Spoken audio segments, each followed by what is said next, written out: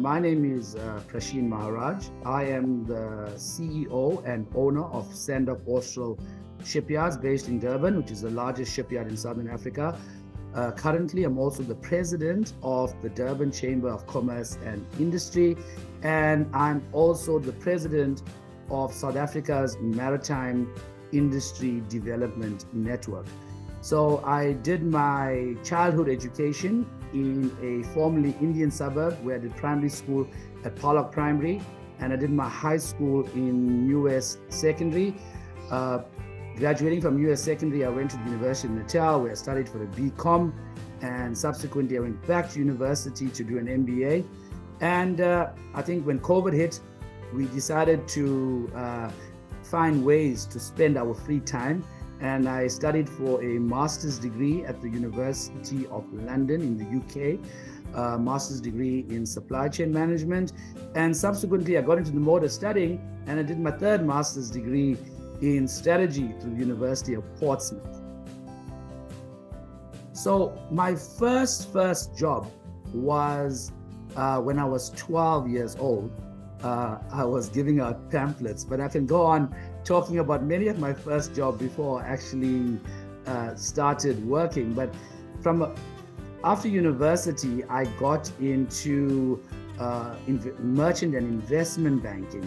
So I worked in the financial services industry for a couple of years. Actually, it wasn't actually an internship for 2 years. It was, at that time, 96 was my first year of working formally. It was the Black Graduate Management Development Program. South Africa was a new democracy. They wanted previously disadvantaged people to enter into the mainstream economy, especially financial services, merchant banking, and asset management. So they came recruiting at university, and I was very lucky to get such an internship. Currently, I am the CEO of Stand-Up Offshore Shipyards. Coming from an extremely disadvantaged background. I think over the years, I've mentioned that growing up until the age of 16, I grew up in a house of about 40 people with one bathroom and 2 outside toilets. I know the struggle of poverty. So in everything I do in business, it is about doing it for the greater good. So I call myself a conscious capitalist. Yes, as a businessman, everything we do, we will earn an income, we will prosper financially, but that's not the driving force. The driving force is to be able to ensure that our country has hope, that our graduates have hope, that our employees have hope. And really, for me, everything I do is geared towards that. And somehow, by doing business for the greater good, you kind of almost coincidentally prosper as an entrepreneur. So for me, I will always do that. I will see how we can align ourselves to the economic development goals of the country, which is to reduce unemployment, inequality, and poverty, which is to become a manufacturing nation. And I invest a lot of time, effort, and energy into improving efficiency and productivity at my organization so we become globally competitive. It's about embracing technology because South Africa can't be left behind. As we embark on the 4th and 5th industrial revolutions, we have to be up there amongst the best in the world. So I spend a lot of time investing in technology in my organization. So for me, I'm Team South Africa, and I'm ensuring Team South Africa is on the podium or close to a podium finish at all times. In the business world, my most proud accomplishment is that coming from a previously disadvantaged background, that I am the sole shareholder together with the Workers' Empowerment Trust of the largest shipyard in Southern Africa. We couldn't even dream of such things, and to be a global player, because indeed my company is a globally competitive company. We are currently building the largest, most complex hydrographic vessel in the world right now. We're the only company on the African continent to have ever refitted a modern Navy frigate. Those kind of accomplishments, to be able to say I'm the owner of this company, is really obviously an amazing accolade. I was recognized 2 years ago by the industry when they gave me the inaugural Blue Oceans Economy Champion Award for my contribution to the industry. And that's how I actually became the president of the Maritime Network. So for me, being able to contribute to South Africa's maritime economy from a marine engineering perspective is really an amazing feeling. On the personal side, for me to raise a happy, healthy family, most accomplishment I've achieved. I've been able to say that, I'm giving my children the best opportunities, not only locally, but my daughter is now going to be studying in Europe. She finished matric last year. And to be able, as a father, to say, I can give my children, my wife, the best opportunities in the world, that makes me very proud. So, I've had so many mentors and so many people who inspired me over the years. But I think the best advice I received ever was from my late business partner, Don Mkonazi, when he told me, don't associate yourself with mediocrity. And from that day, in all that I do, whether it's in business or whether it's in personal or whether it's my philanthropic endeavors, I always strive for excellence, because when you excellence, I think the result is always good. It's not easy, but the result is always good. And I think for me, I will treasure that bit of advice. So, and once again, we have to separate ourselves, personal challenges and business challenges. I think my biggest personal challenge is to overcome the poverty mindset. So growing up in a poor household, and then you think, okay, am I good enough to go to university and earn this degree, and then you have to convince yourself you are. And then when you get into the workspace, you always think, hey, you come from a poor background, you're less than. And so for me, it's a constant battle, that poverty mindset that you don't, even up to today, I still don't truly believe I belong where I am. And maybe it's good and maybe it's bad, because I feel I don't belong, I always feel grateful for where I am. And so every day I express gratitude in this most naive fashion possible. And I think when the universe feels my gratitude, they kind of gives you more and more and more. The biggest business challenge that I had to personally overcome was during the state capture era, when the Guptas, they were wanting their slice of every state contract, and we refused to participate. And they had so much of power from the highest levels in the land, across every single layer of leadership, and even at institutional levels. And for me, we stood true to our moral standards, our ethos. And yes, it was difficult and it was soul destroying. But in the end, I can still hold up my head high in society and say, you know what, despite that biggest challenge, I think that's where I lost most of my hair, by the way. I had a full, thick set of hair before. So being able to overcome that challenge of state capture and proudly tell everyone, I never succumbed, because even the biggest corporates in South Africa, they succumbed to state capture. All of them, they admitted that they paid the bribes, And for me, from a business point of view, that's my most proudest moment. We never paid the bribe. And despite not paying the bribes, we survived. And we didn't only survive, post the state capture era, we prospered.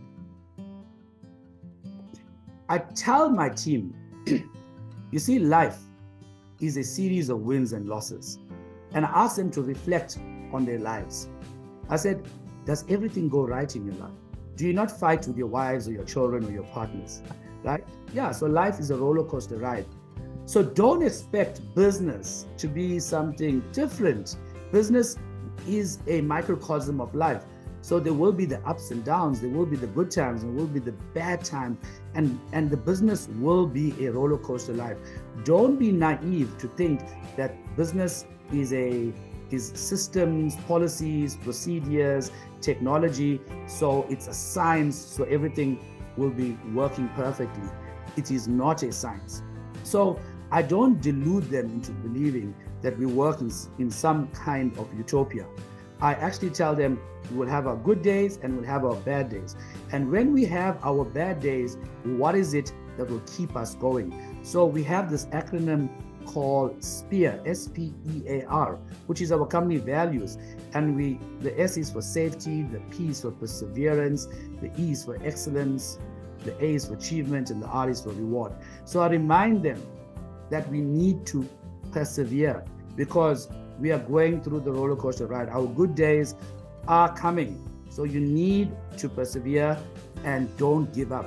More importantly, we don't sell profit maximization. Remember, I said earlier on that we in the business for greater good. So remember, why do you need to persevere? You need to persevere because we are Team South Africa. We're here to help our employees. We're here to help our suppliers. So if you give up and if you fail, remember, you're not only failing yourself and your family, but your extended community and the citizens of South Africa. So I think when you take profit out of the equation and when you take self-interest out of the equation, because I try to encourage them to be selfless in all that they do.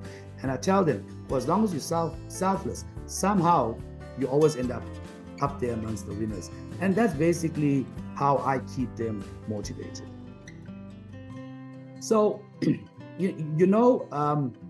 Warren Buffett was or is or somewhere around among the wealthiest people in the world. But when I look at him and what he did and how he became very wealthy, he didn't invent anything. He built his business slowly, year in and year out, year in and year out. He built it steadily. The most important thing he says, don't risk what you have for what you don't need. And for me, I take great inspiration from that kind of business philosophy. He does businesses where it's low risk, but a continuous return year in and year out. And the compounded growth is actually what made him rich. He wasn't like a Bill Gates or a Mark Zuckerberg or the Elon Musk that invented something. No, he just used common business sense and let the compounding effect make him extremely wealthy. So me, I don't consider myself a creator or an innovator of anything, but I would say, he was not egotistical. He didn't set out to be the biggest and the best. A lot of people say, I want to be the biggest this and the best of that. He just said, I need to make steady returns for my shareholders, for my stakeholders. And that's what he did. And I subscribe to that. Don't want to be the biggest and the best. I don't want to maximize profit. What I want to ensure is the sustainability of my business so I can preserve and create more jobs. I don't want to take big risks in business so that I put the jobs of my workers at stake. I put the livelihood of my suppliers at stake. That I put the graduate interns that I have, put their careers at stake. So for me, Warren Buffett and his philosophy has really, really inspired me. And obviously he's giving back. And that's what made me realize he made all these billions. He doesn't want it. He's just doing it for society. Because I always believe, a successful business creates jobs, it supports the supply chain, and it pays taxes, and it creates internship opportunities. So if you create successful businesses, aren't then you by default batting for the greater good of society, which is ultimately all ties into my philosophy. I think KZN, unfortunately, has been a province that has got the worst of what South Africa has to offer, both from nature and from politics. We had that 2021 unrest, which really decimated business in Durban and KZN. Then we had the April floods, that really ruined our our infrastructure. Obviously, we all suffered from COVID, but Durban is really battling. And I don't think government alone can solve this problem.